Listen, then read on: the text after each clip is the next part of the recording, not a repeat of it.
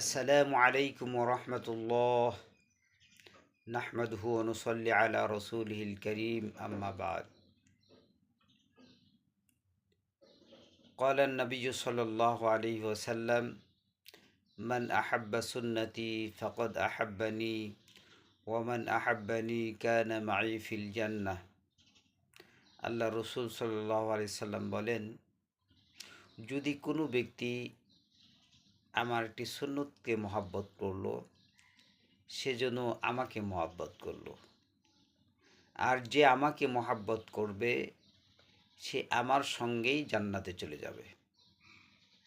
এই জন্য প্রিয় দেশবাসী, আমাদের সকলের জন্য খুবই গুরুত্বপূর্ণ একটা আমল যে আমরা সমস্ত কাজগুলি, সমস্ত নেক আমলগুলি সুন্নত তরিকা অনুযায়ী করব।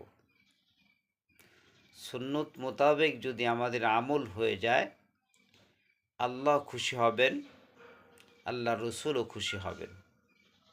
কেননা আল্লাহ পাক পবিত্র কালামের মধ্যে ঘোষণা করেছেন, কুল, হে নবী আপনি বলে দিন, ইন কুনতুম তুহিব্বুনাল্লাহ, তোমরা যদি আল্লাহকে ভালোবাসতে চাও, ফাত্তাবিউনি, তাহলে আমার অনুসরণ করো, ইউহিব্বুকুমুল্লাহ, আল্লাহ তোমাদেরকে ভালোবাসবেন, ওয়া ইয়াগফির লাকুম যুনুবাকুম, আল্লাহ পাক তোমাদের সমস্ত গুনাহ মাফ করে দিবেন।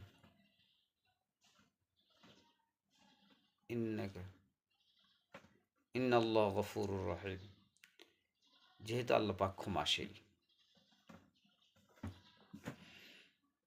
তাই আমরা সকলেই যত নেক আমল করব,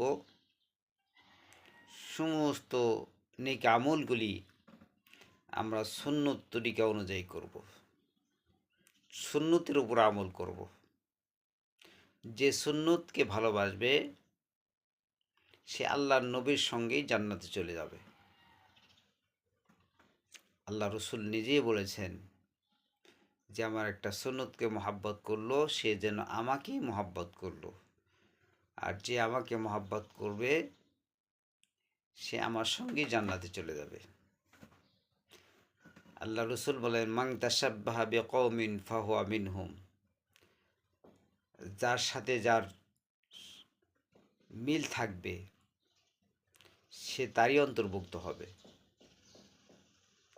অতএব আমরা হুজুর পাক সাল্লাল্লাহু আলাইহি ওয়াসাল্লামের উম্মত, আখিরি নবী, সর্বশ্রেষ্ঠ নবী হযরত মুহাম্মদ সাল্লাল্লাহু আলাইহি সাল্লামের উম্মতের এত মর্যাদা যে অন্য অন্য নবীদের তুলনায় অন্য অন্য নবীরা পর্যন্ত আফসোস করেছেন, হায় আফসোস, আমি যদি একজন নবী না হয়ে আখিরি জামানার নবী হযরত মুহাম্মদুর রাসূলুল্লাহ সাল্লাল্লাহু আলাইহি ওয়াসাল্লামের একজন আদনা উম্মত হতে পারতাম, তাহলেই অনেক ভালো ছিল।